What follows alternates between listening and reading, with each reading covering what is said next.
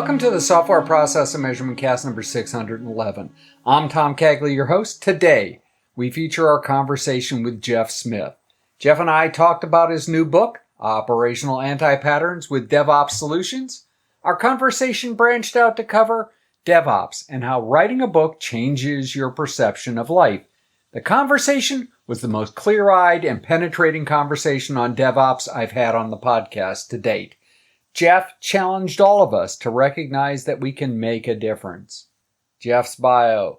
Jeff Smith has been in the technology industry for over 20 years, oscillating between management and individual contributor. Jeff currently serves as the Director of Production Operations for Centro, an advertising software company headquartered in Chicago, Illinois. Before that, he served as the Manager of Site Reliability Engineering at Grubhub. Jeff is passionate about DevOps transformations in organizations large and small, with particular interest in the psychological aspects of problems in companies. He lives in Chicago with his wife Stephanie and their two kids, Ella and Alexander. Jeff is currently working on the book that we discussed today, Operational Anti-Patterns with DevOps Solutions with Manning Publishing. The book is available via their early access program called MEEP. He is also the chapter president of Blacks in Technology. Are you ready to have a conversation about DevOps? And are you ready to make a difference? It's time for the interview. Jeffrey D. Smith, author of Anti-Patterns DevOps Solutions. Welcome to the Software Process and Measurement Cast. Thank you for having me, Tom. Appreciate it. Jeff, let's just dive in. Before we go real deep, why don't you start me with your definition of DevOps? Everybody has one. If I asked 100 people, we'd probably get 100 different nuances. But how do you work with that word? So DevOps for me is really multifaceted. And I think that's where a lot of the confusion comes from. For me, it's about, even though we put the emphasis on dev and ops, it's about teams collaborating together towards a common goal with a focus and emphasis on the actual outcome and not about these strict divisions and silos about how we work. It's about empowering people to do the work that they need to do quickly, efficiently, and safely through automation, through tools, and through a culture of shared learning and shared experiences. It's a bit of a mouthful, I know, but I think all of those components are so essential. And we tend to put all this focus on tools, CI/CD, and while yes, that's a part of it, how we work together as teams and as individuals is just as big a part of it as the tools and all the cool whiz-bangy stuff. So it's sort of a package deal. You sort of foreshadowed where I was going to go next. DevOps, is it more about the people or is it more about the tools? It sounds like you're in it's mostly a people thing. So one of the earliest things I remember in my career was a boss who later got fired, but said, Jeff, it has to be people, process, tools. You have to get the people on board with the vision, because if they're not on board with the vision, it doesn't matter what process you put in, it's not going to work, right? And then you define the process to inform your tool decision, right? So for me, it's always about people first, understanding how we work, how we interact, identifying the process, and then letting the process choose the tool. Because what I find in this industry is that people pick a tool and then work backwards. They say, oh man, it would be really cool to have Docker, because if we had Docker, we could do X, Y, and Z. And it's like, okay, but are X, Y, and Z your actual problem? Are you solving something that actually matters? Or are you trying to justify a technology decision for whatever reasons you might have around that? So for me, it's got to be people first, because people are going to help you define the process, and the process is going to help you define the tools that you need to make it happen. So that's been a chronic problem. It isn't just DevOps that has exposed this problem. It has always been tool first and then try to fit the process and the people to the tool. Why can't we just stop doing that?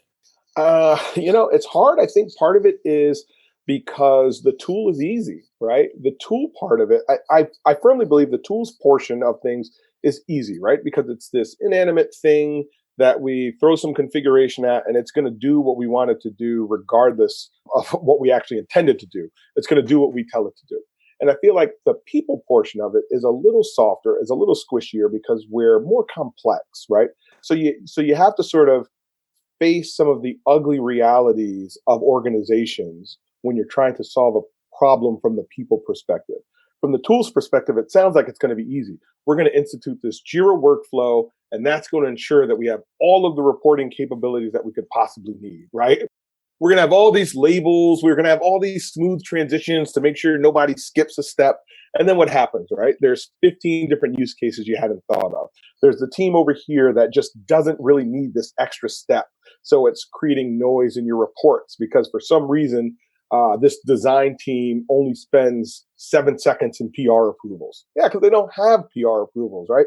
So I think we sort of tell ourselves these stories about tools and how they're going to be easy to solve all of these problems. And marketing departments do a great job of convincing us of this as well. And then we get in, and even when it all falls apart, we say, wow, we didn't get the right tool. And then we do it again. Yeah, I do think that sales is a large portion of making tool-centric kind of decisions. So, well, I mean, that, and they have to make a living, but it does certainly take us away from the fact that it is messier. It is more, and I like the word complex, because, you know, it might be just as complicated, but the outcome is not exactly the same all the time when people get involved. Darn those people. Right. Like, who doesn't want the dream that's sold when you buy an ERP system, right? Who doesn't want that? You hear it and you're like, yes, this is exactly what's been missing. And the tool is the thing that's going to solve this. And it's like, well, yeah, but you're still going to have to redesign a bunch of processes. You're still going to have to get a bunch of people on board. And at the end of the day, right, like if you do those two things, it might be a little heavier, but you could probably do the same thing in a spreadsheet. It'd be a really messy spreadsheet. But you know what I mean? Like the tool isn't really the tough nut to crack. Absolutely. I've always argued that if you can't do it with paper and pencil, even on a small scale, a tool is not going to help you. You use the term empowerment, and empowerment is pretty important. I guess that gets us truly into the idea of people. How much empowerment is actually necessary to make DevOps work? So I think empowerment really needs, like, if you want to be really conservative, you can just say, like, what is it that people need to do their job, and what value are you adding by taking that power away from people? So I'll give you a perfect example from my current employer. When I came in, it was a very traditional operation shop, right? Like everything was a ticket into the prod ops group. We had to do things. We were the king of the kingdom.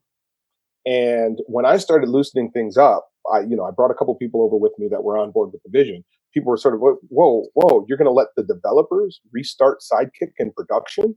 You're going to let them restart a background process without involving you? And I'm like, yeah, because guess what? If they send me a ticket and say, Jeff, restart Sidekick, I'm going to do it. I'm not adding any value as a gatekeeper, right? Like there is no expertise that I have that the people that wrote this system don't have. So why put myself in the middle of this process when I'm not adding any value? So we built some automation to make it safe, right? So that, we weren't generating any issues or conflicts. But like that decision-making process on whether it's safe to do it or not can be codified. It feels like, there's a bunch of human intuition involved. But in reality, you're like, is there a job running, right?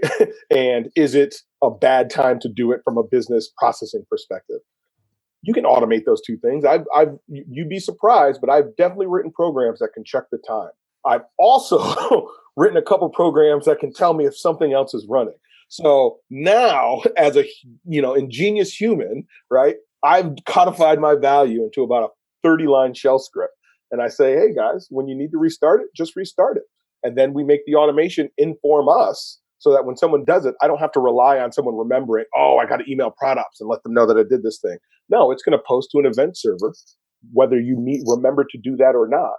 And I will know. So if there is an issue later on, and it's like, oh, wow, something here would happen with Sidekick. Let me see. Oh, I can see that Josh restarted Sidekick at 7 p.m. on Friday. If I look in the chat, I can see, oh, he was restarting it because XYZ was a problem and he was trying to prep for that. I get that context. So we're not missing out on anything other than a bunch of tickets that we normally would have had to process and, again, add zero value to. So that's an example of like the sort of empowerment that I want to give people in their day-to-day tasks. And then that also will, eventually bubble up into the empowerment they get in how they go about solving problems. Give people this empowerment. What is it buying the organization? Speed, for one, right? Now, historically, that request to restart it. So this is an actual example that happened this weekend. Josh was able to restart Sidekick in preparation for a customer report for a bug fix that he pushed out. Now, on a normal day, what would happen? He would have to send in a ticket to ProdOps. That ticket would sit because it's the weekend, and I check an email on the weekend. Meanwhile, that's Saturday and Sunday that a customer is not generating a report. That's code that is waiting to have its value released to the world, right? Because code that isn't active isn't generating value for your organization. But now, with that empowerment, Josh is able to push out that change he needed, restart the service to get the change that he needed, verify that it works, and now we're not losing Saturday and Sunday. The customer is getting their weekend reports. It's that sort of speed that is just that builds over time. This is just one example, but once you start collectively talking about doing that, you're moving at a pace that is phenomenal to other orgs. And even if you don't gain any speed, you're obviously gaining a lot of operational efficiency. It means that you don't have to do it. Therefore, you and your people can do something else, do something of higher value. We're always trying to move up the stack, because when you think about it, there are so many requests that operations teams get where they spend more time in ticket management than in actually performing the work, right? Especially if you've got all those awesome Jira transitions we were talking about. So we're able to cut out all of that administration. And like you said, we're able to work on higher level things now. So we actually had a job description open, and we said, listen, you're going to spend more time in a code editor than you are at a shell prompt, because that's how we want to be thinking about the work that we're doing. We want it to be something that's repeatable, something that's automated, so that when we do this, we're only doing it a handful of times and then releasing it out into the wild. In Operations Anti-Patterns, DevOps Solutions, you took a different approach to writing this book. Instead of just, going through and giving example after example, you use the anti-pattern approach to, in essence, solving problems. Why did you go down that path versus a different narrative structure? So what's interesting is I actually started with a different narrative structure. I started with that much more, like traditional approach. And Manning, as a publisher, does this really cool process where they go through a series of reviews each third of the book.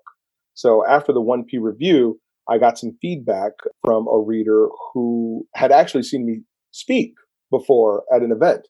And the feedback was, as entertaining as Jeff is when he speaks, I was really excited to get this book and was disappointed when it read like a textbook.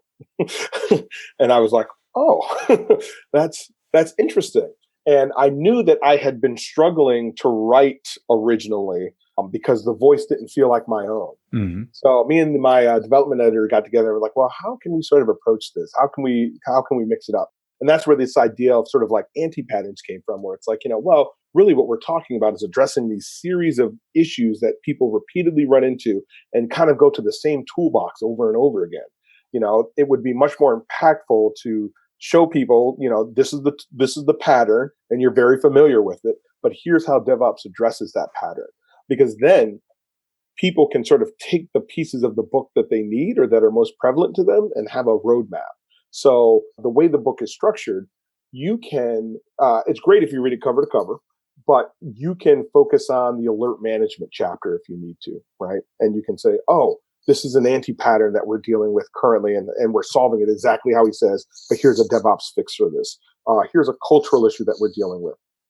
It gives people the opportunity to sort of dive into the areas that are immediately impactful to them and sort of tease out different ways to go about approaching it. Now, some of the material does build on it, but whenever it does, we sort of reference back to that.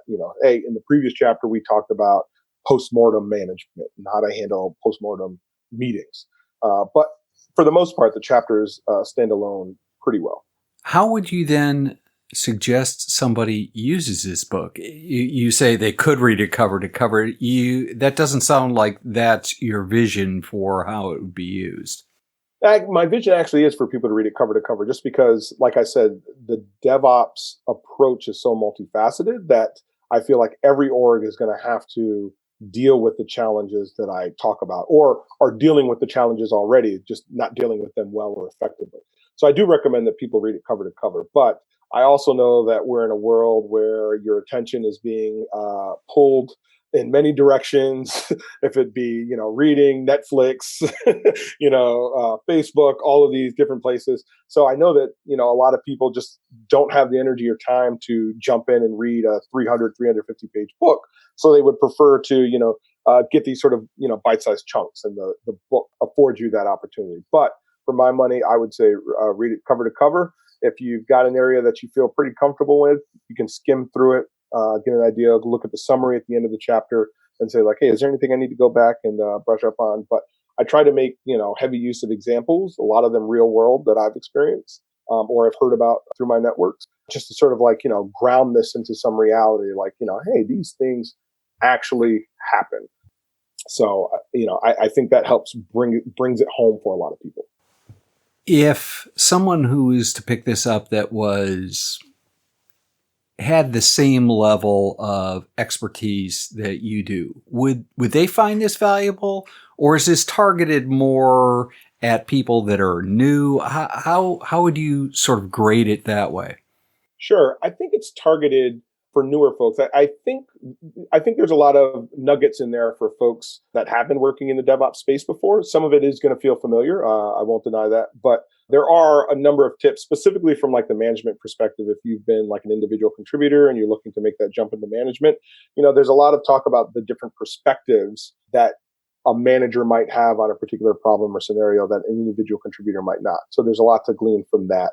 But mainly, I'm trying to target folks that are, relatively new to the DevOps space, or are trying to learn DevOps as a concept, just generally. But working with my technical development editor, there are quite a few nuggets in there for some of the more experienced folks, especially around some of the cultural aspects. Right? We don't get too deep into actual tooling. There's a few chapters where we get kind of specific on tools, but I try to be generic enough so that this can apply to many people, right? Because I don't want to go in and assume you're running Kubernetes and you're in AWS, right? That's not my audience. I think there's a ton of material out there for that audience. I want to talk with people that, maybe they're stuck in a legacy data center, right? Maybe they're stuck in a large company that moves a little bit slowly, and they're not going to have this sort of top-down edict that we're going to do DevOps, right? Maybe they need to do this from the ground up, and they're trying to figure out how to make an impact within their sphere of influence. So, I think there's a little bit for everyone, but I would definitely say if you're relatively new to the space, it'd be a good pickup. The hard part in having been at this for a while, I'm sure that you've seen this, that tools come and go. I mean, if you write it for a very specific tool, then this book will have a shelf life that's tied to either a tool or a version of the tool. And we've seen those kind of things. Jeff, what drove you to write the book? I think what it was, so I run a DevOps book club, and I think it was after we read the Google SRE handbook. And when we were reading it, we were like, these aren't our problems. Right? We're like, this is all really interesting stuff.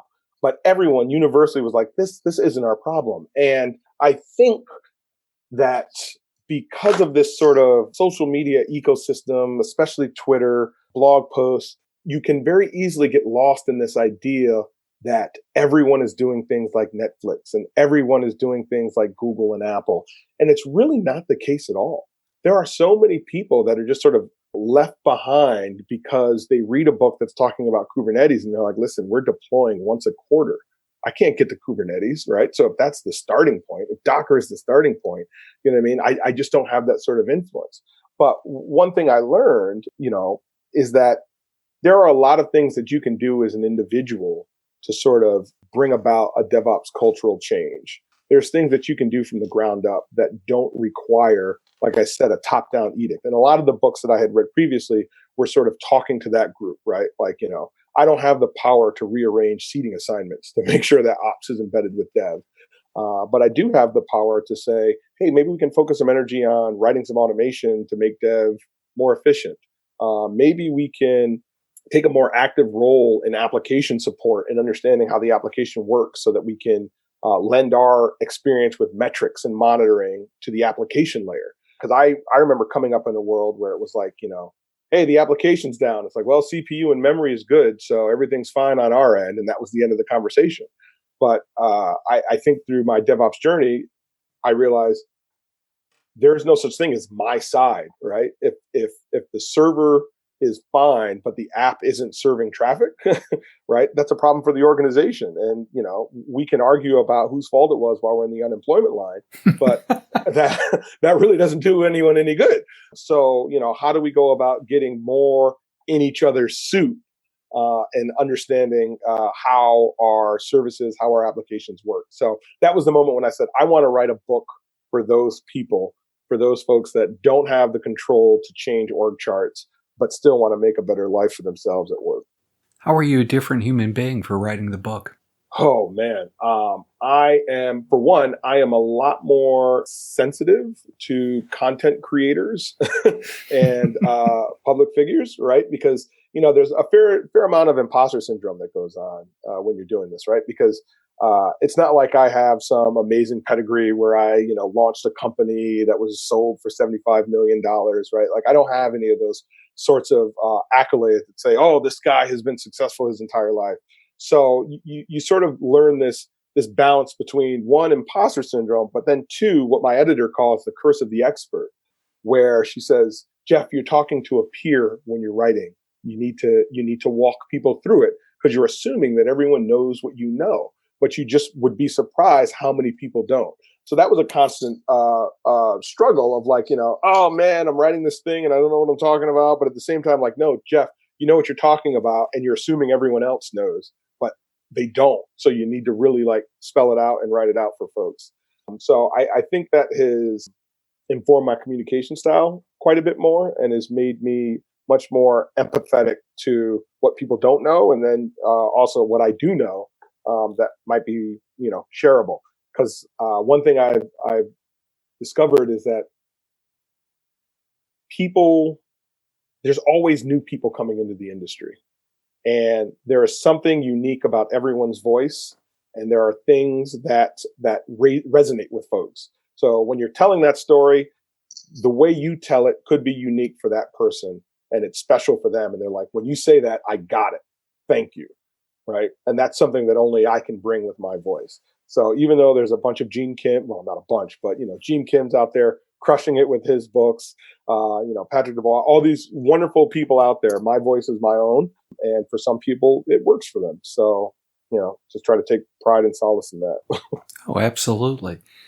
Jeff, you woke up tomorrow morning, somebody, as you're coming out of that deep sleep right before, handed you a cup of coffee and a magic wand and said that you had the power to change any two things impacting how value is delivered. What would those two things be and why? So the first would be I would imbue everyone with an intrinsic sense of empathy. I think that empathy is probably one of the biggest things that causes problems in an organization. If I can put myself in your shoes and understand your problem and the headaches that it creates for you, it allows me to solve problems more effectively. So if I feel like, oh, you're just lazy because you don't want to have to do this workaround, I can stop and think like, well, a perfect example today is we're having a problem with we've done some server migrations. So someone is doing some work. They need to be on VPN when they're connected to Confluence, but when they're connected to that, they can't access Jira, right? So the simple fix is like, oh, well, then just disconnect when you need to talk to Jira. But if you have that empathy for them for a moment, you're like, well, this person's trying to edit a Confluence document with Jira information, and that swapping back and forth is painful for them. So, it'd be easy to dismiss and say, here's a simple workaround. It's only impacting you. But to take that person's shoes and say like, all right, I'm trying to picture what it would feel like for me, and that would be extremely disruptive. We're going to make sure that we get this fixed for you as soon as possible. If that sort of empathy could exist like everywhere throughout the org, I think a lot of problems would go away. Yeah. Yeah. The second thing is sort of in line with the first is this idea of this shared sense of goals. I would try to focus teams and individuals on marching towards goals that we're all sort of unified on, because the thing that, commonly happens to me is we're going to have this big project, and the project is the most important thing to the company, right? And the project is going to assume that it has access to these resources. But at the same time, the organization has discounted the fact that operations has 40 hours worth of work to do a week regularly, right? So where do I free up time to get into that project, right? And I want to contribute to that project. How do I make sure that the organization knows, like, hey, here's the capacity that my team has. Here's how much we can do. And if you want to do more, that's fine. But there's two ways to do that. We either drop some of the things that we're going to do, or we hire more people to have more capacity. And I think that pattern sort of exists all the time, right? It's one of the reasons dev and ops are so conflicted, because development is measured on this idea of, more features, faster releases. Ops is measured on this idea of stability, right? One wants change, one wants no change. How are those two teams ever going to get along, right? How are they ever going to get along? They're pushing, they're pushing against each other. So how do we get to a point where we've got these shared set of goals where I'm not only measured on stability, but I'm measured on the rate in which development can deliver features? How does development take some responsibility for uptime? Because no matter how robust I make a server, if your app isn't good at handling spikes in traffic, right, like that's going to be a problem. So we both have to have some ownership on this. And it doesn't stop at dev and ops too. You can extend this to product, right? Product manages and prioritizes the backlog. Maybe product needs to be on the hook for things like security, for performance, right? Because if product is on the hook for the performance of the application, suddenly those tickets get a little bit of priority because they're being judged on that as well. Well, they would certainly be on the darn backlog. Right, exactly. Today, you have to fight tooth and nail to get some performance thing. And you might get like, okay, we'll give you a sprint in Q3 where we'll just do performance tuning, right? But this is a vigilant effort that we need to stay constant about, right? It extends to QA, right? QA should be in the design decision. So we can say, hey, it's great that you wrote this method, but it's not testable because I can't inject mocks into it, right? So I have to come up with this Frankenstein approach to test it. But if the QA folks were in on the conversation and the developer was on the hook as well, they could come to some collaborative effort to say like, okay, we're going to make sure that this is a testable method so that when we do get to QA, you guys have what you need to be effective in ensuring that this thing works. So, shared goals and empathy, I think, are the two biggest takeaways, that if you can get an organization humming on the same page with that, like, the sky's the limit. Got to say, Jeff, that was probably the best explanation of why shared goals make sense that I've heard in the 14 years of doing this. I've had a couple of people express that during this part of the conversation, but I don't think anybody's ever done as good a job. That, for me, and I might edit this part out, that was, man, I have some other notes, but that in its own right was worth, just an enormous amount of time. So that's wonderful. Jeff, this has been absolutely fantastic. So as the author of Operations Anti-Patterns, DevOps Solutions, before we wrap up and talk about how people can continue the conversation, what's the one message that you want people to get from reading your book? You have the power to change your situation, no matter your org size, no matter your industry. You have the power to make things better, right? And you may not be able to fix everything, but there are things that you can definitely have control and or influence over. So you don't have to feel helpless. You don't have to feel like, you have to leave or switch jobs in order to be happy. There are things that you can do because cultures are mutable. They can change, right? And as big as cultures are, you may not be able to change the entire organization, but you can definitely do it within your sphere of influence. And I think the other thing is leader is not a position. It's a role. Managers are jobs, but leaders is a role that anyone can take on.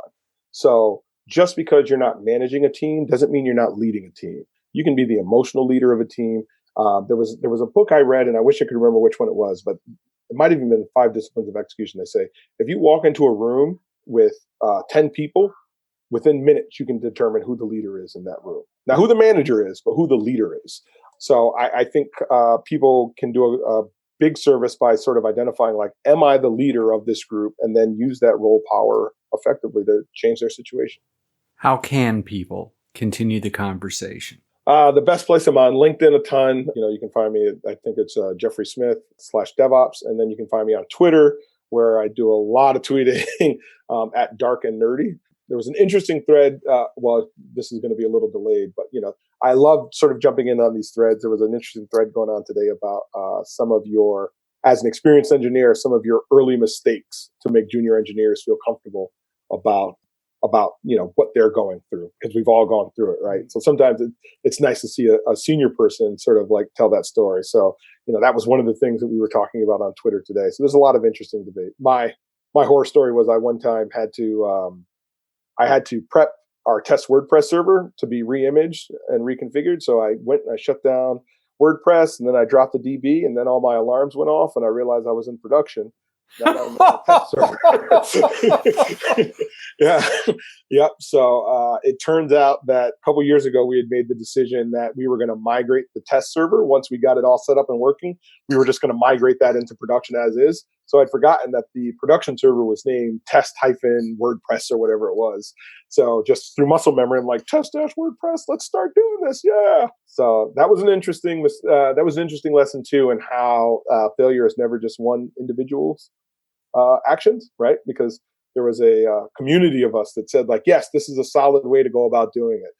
We should totally have a server named test in production. That's not going to be a problem at all. What could go wrong with this picture? Right. Wow. That is a pretty cool story. Jeff, as you know, at this point, I open up the platform for you to promote anything you'd like. You've provided listeners not only some enjoyment and some great stories, but a lot of deep information. So the platform is yours to promote anything that you'd like. Yeah, so obviously check out the book on Manning. We are in the meet phase, so you can get early access to it before it's officially released and give comments and feedback. Yeah, it's the Manning Early Access Program. So basically, we release chapters as they become available. They haven't been edited, right? They're still in rough format, but it's an opportunity for people to have a dialogue with me and say, like, hey, we'd love to hear more about this, or, this part didn't make any sense. Could you clarify? So feel free to, and I'll share the link with you so you can put it in the show notes. DevOps Day Chicago, I've been attending and speaking at DevOps Day Chicago for 10 years now. And we're still planning our program. It very well could be virtual, given the current state of things, but, check us out at DevOpsDayChicago.org. And that would be a great place to sort of keep up with me too. You can see, previous talks, and chances are this will be a completely live streamed event. So even if you're not in Chicago, you can probably check it out. Super.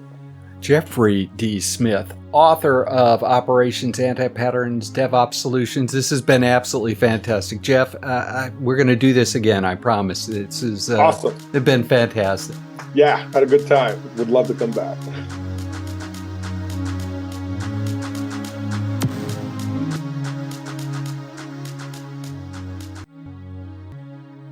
In Reread Saturday News, this week we transition to Part 4, Maximizing Business Value in Knowledge Work, in Steve Tendon and Daniel Darone's Tame Your Workflow.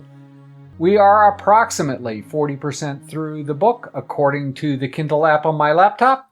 Side note, I would like to talk to anyone in the audience that uses Kindle to read nonfiction books that they will later use for reference. I'm working on a buying decision. tcagley@tomcagley.com.